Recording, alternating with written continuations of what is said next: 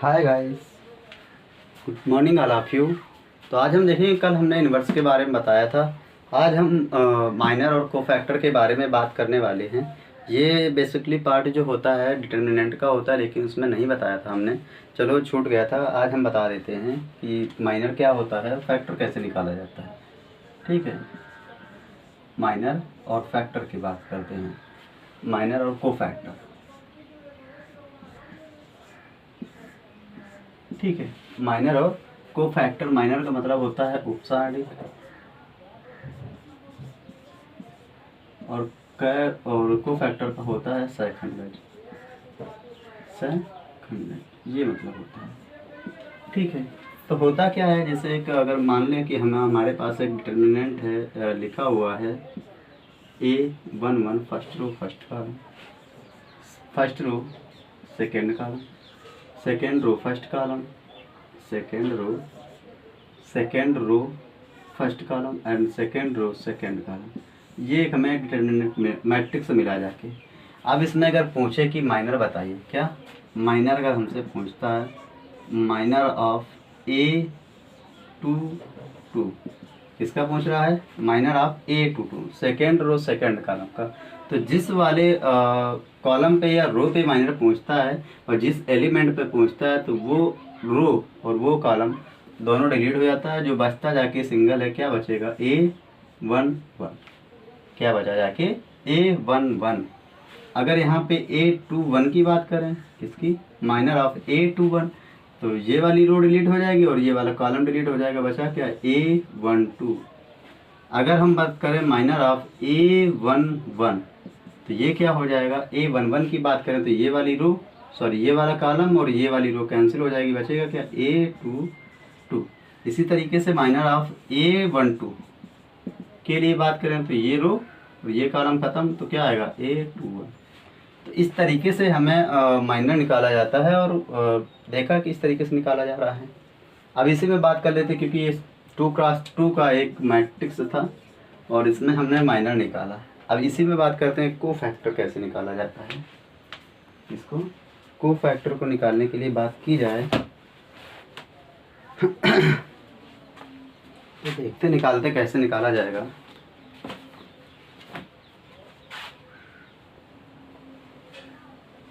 तो कोफैक्टर को निकालने के लिए देखेंगे तो ये माइनर हमारा निकला इस तरीके से। अब इसी में बात कर लेते हैं कोफैक्टर कैसे निकलेगा। क्या कोफैक्टर कैसे निकलेगा, कोफैक्टर सेकंड। ठीक है, अब अगर हमसे कोफैक्टर ऑफ पूछ लिया जाए हमसे A11, तो ये होता है -1 की पावर 1 + 1, इनका दोनों का योग। ठीक है, और किसका निकाल रहा है, A11 का निकलवा रहा है, तो ये वाली रो और ये वाला कॉलम डिलीट, क्या हो जाएगा, A22। फाइनल क्या मिलेगा, A22। अगर हमसे पूछता है कोफैक्टर ऑफ 1 2, तो ये क्या हो जाता है, -1 की पावर 1 + 2 हो जाएगा A। अब ये वाली रो और ये वाला ये वाला कॉलम डिलीट हो जाएगा, बचेगा क्या, A21। तो फाइनल -1 तो ये पावर आएगी, ऑड आएगी, तो पावर ऑड आएगी तो ये मिलेगा क्या, नेगेटिव, तो A21 हो जाएगा। इसी तरीके से A11 A12, तो A21 के लिए बात करें तो ये हो जाएगा -1 की पावर 1 + 2, और इधर हो जाएगा ये वाली कॉलम और ये वाली रो खत्म, ये बचेगा क्या, 1 2, तो ये हो जाएगा माइनस का A12। A22 के लिए बात करें तो ये हो जाएगा -1 की पावर 2 + 2, इधर हो जाएगा ये वाला रो और ये वाला कॉलम खत्म, तो ये 1 1, तो माइनस नहीं प्लस आएगा, तो ये हो जाएगा A11। तो इस तरीके से कोफैक्टर एंड माइनर देखा, बताया हमने कि इस तरीके से निकलते हैं।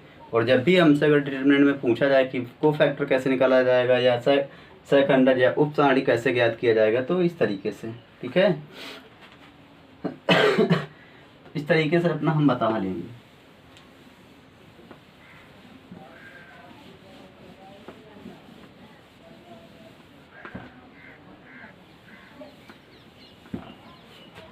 चलो अब आगे बात करते हैं कि अब एक अगर डिटरमिनेंट ले लें 1 1 1 1 3 5 -1 -3, इस तरीके से एक और डिटरमिनेंट है, वो सॉरी मैट्रिक्स है, ये लिखा हुआ है, और हमसे पूछता है कि माइनर ऑफ 5, क्या पूछे, माइनर ऑफ 5, 5 का माइनर बताओ तो क्या होगा, ये वाला कॉलम ये वाली रो खत्म, क्या आएगा 1, क्या आएगा 1। अगर 1 का पूछे, -1 का पूछे माइनर, तो ये वाला कॉलम और ये वाली रो खत्म, क्या आएगा -3। अगर 1 का पूछता है तो क्या आएगा, -1 अगर पूछता है तो 1 का क्या हो जाएगा, ये वाली रो, ये वाला कॉलम ये वाली रो, तो ये हो जाएगा 5। और -3 का अगर पूछेगा तो क्या हो जाएगा, ये वाला कॉलम ये वाली रो और ये वाला कॉलम खत्म, -1 आएगा।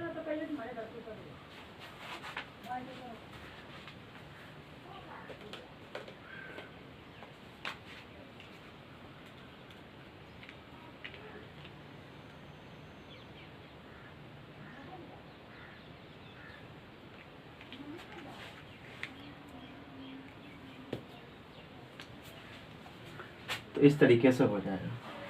अगर इसी में को फैक्टर के लिए बात कर लें, माइनर तो पता चल गया।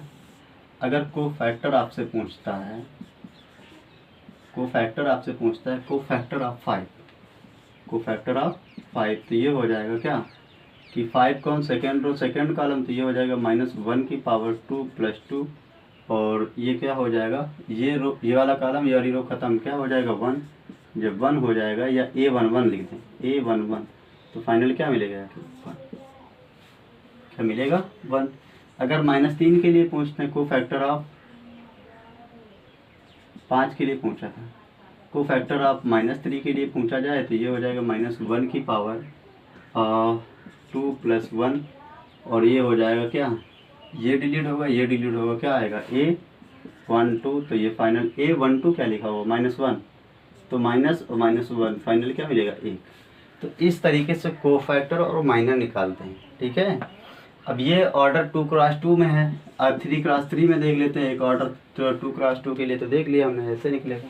और 3x3 के लिए देखते हैं तो किस तरीके से निकलेगा। चलो, तो हमें एक मैट्रिक्स दिया हुआ है, ठीक है। 3x3 का 4 - 2 - 3 0 5 -1 1 2 -1, ठीक है। ये लिखा हुआ है कि एक मैट्रिक्स लिखा हुआ है 7 है माइनस का, और हमसे पूछता है क्या कि 4 का माइनर बताइए। क्या पूछ रहा है, माइनर ऑफ 4। किसका माइनर पूछ रहा है, तो जो माइनर पूछ रहा है ये 4 का पूछ रहा है, इसका है, ठीक है। तो ये वाला कॉलम और ये वाली रो खत्म, इनका आपस में मल्टीप्लाई करवाएंगे तो ये हो जाएगा 7 5 जा 35, 7 5 जा 35 और माइनस माइनस प्लस, ये 3 हो जाएगा, बराबर क्या आएगा माइनस का 32। क्या आएगा माइनस का 32। इस तरीके से आएगा, ठीक है। इस तरीके से हमारा माइनर आ रहा है। या किसी का भी पूछा जाए, आपसे पूछे कि माइनर किसका, मान लो आपसे माइनर पूछ रहा है, माइनर ऑफ 5, किसका माइनर पूछ रहा है 5 का, तो 5 वाली रो और ये 5 वाला कॉलम डिलीट, इसका इससे मल्टीप्लाई तो कितना होगा माइनस का 28, इसका इससे हो जाएगा कितना हो जाएगा प्लस का 3, कितना बचेगा माइनस का 25। जो माइनर आएगा इस तरीके से आएगा, ठीक है। अगर इसी क्वेश्चन में हमसे पूछ देता है क्या, अगर इसी क्वेश्चन में पूछ देता है को फैक्टर ऑफ 1, क्या पूछ देता है को फैक्टर ऑफ 1, को फैक्टर ऑफ 1, तो थर्ड रो फर्स्ट कॉलम, को फैक्टर ऑफ 1 तो -1 की power third row first column, और ये है क्या तो 3 1, ठीक है। क्या है 3 1, तो ये वाला कैंसिल और ये वाला कैंसिल, तो ये वाला कैंसिल, तो इसका इससे मल्टीप्लाई होगा, क्या हो जाएगा इसका इससे मल्टीप्लाई होगा जाके, तो ये हो जाएगा क्या बराबर ये हो जाएगा क्या माइनस का 2, इधर हो जाएगा 5, इधर हो जाएगा माइनस का 3, इधर हो जाएगा माइनस का 1, मल्टीप्लाई करवा दो तो 2 एकम 2 और 5 3 15 2 17, तो फाइनल मिलेगा क्या 17 मिलेगा, इस तरीके से, ठीक है। तो इस तरीके से हमें कोफैक्टर और माइनर जो ज्ञात करने के लिए बताया गया, तो इस तरीके से करेंगे और ये हमारा फाइनल आया।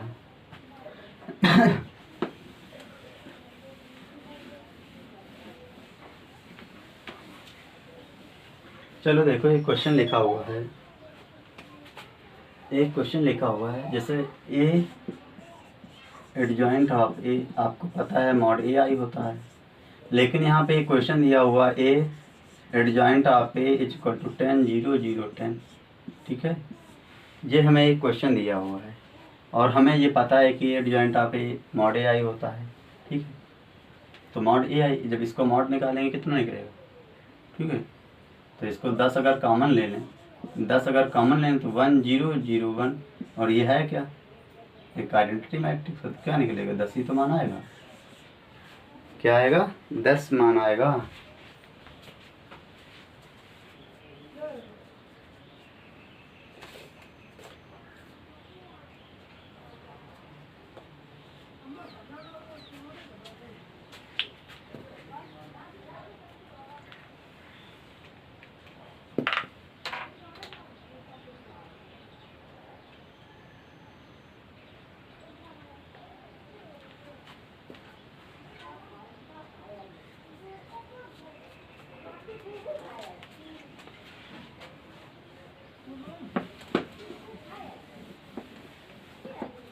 चलो नेक्स्ट अपना क्वेश्चन देखते हैं। जैसे लिखा हुआ है, एक मैट्रिक्स लिखा, मैट्रिक्स का प्रॉपर्टी है ए बी बराबर 0, देन 4 ऑप्शन लिखे हुए हैं।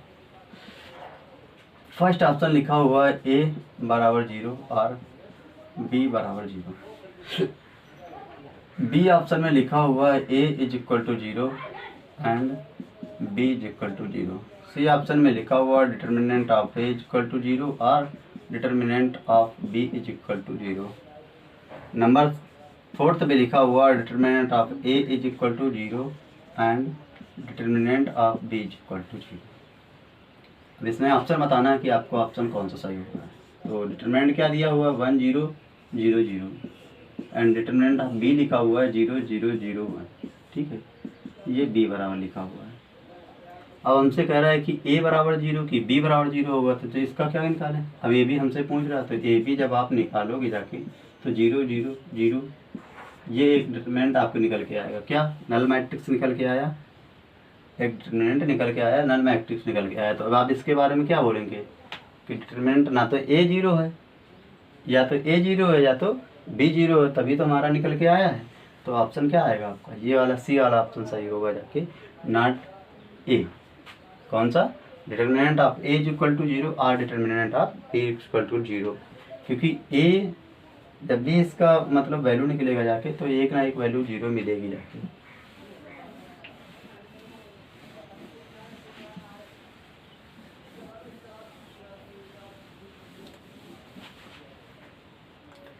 जैसे एक क्वेश्चन अब आपको दिया जाए और लिखा हुआ determinant of A, sorry matrix of A is equal to 1 3 2 4।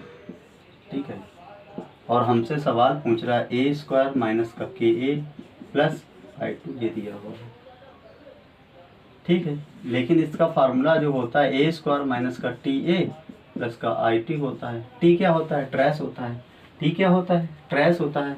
और ट्रेस फाइंड करने के लिए इसमें मैं क्या पूछ रहा है, ट्रेस फाइंड करने के लिए हम क्या करते हैं, विकर्ण को जोड़ते हैं। तो क्या हो जाएगा, trace of determinant matrix of A, ये हो जाएगा 1 + 4 क्या हो जाएगा 5। तो यहाँ से के बराबर वैल्यू क्या बताएंगे, 5 आएगा मान। तो ये वाला क्वेश्चन आया हुआ है डायरेक्ट इस तरीके से।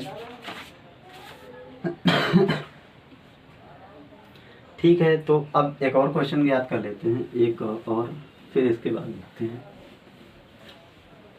जैसे लिखा हुआ है, एक मैट्रिक्स लिखा हुआ है 0 1 -2 -1 0 3 लैम्डा -3 0 और इसके बराबर 0 लिखा हुआ है। कह रहा है कि लैम्डा बराबर क्या होगा, 0 के लिए तो 0 -1 पे फाइंड करेंगे तो ये क्या हो जाएगा 0 और 3 3 सही तो लिखा हुआ है, 3 तक का क्या हो जाएगा, सॉरी 0 इधर हो जाएगा माइनस का 3 लैम्डा, माइनस का 2 तो इधर हो जाएगा क्या 3, इधर हो जाएगा क्या 0 बराबर 0।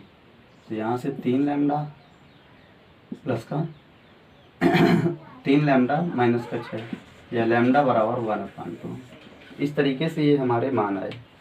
तो सो गाइस, जो एक और क्वेश्चन है, तो इस तरीके से देखो लगता है सब, और ये भी सवाल आया हुआ है। नेक्स्ट आगे लिखेंगे, लिखा हुआ है determinant of A is equal to 4। हमसे कह रहा है कि then find the value of A adjoint of A. और हमको पता है कि ए एडजॉइंट ऑफ ए आपसे पूछा, और A adjoint of A is equal to होता है मॉड ए आई। क्या होता है? Mod A I. तो mod A I, mod determinant क्या लिखा हुआ है? 4। आइडेंटिटी मैट्रिक्स क्या होता है? 1 0 0 1। ठीक है, ये फाइनल 0 0 4, ये ही मान निकल के आएगा। तो सो गाइस, आज के लिए बस इतना ही। कल हम अपना डाउट सेशन रखेंगे, जिसमें कि बहुत अच्छे अच्छे जो भी एग्ज़ाम ओरिएंटेड क्वेश्चन होते हैं वो हम लाएंगे। So thank you.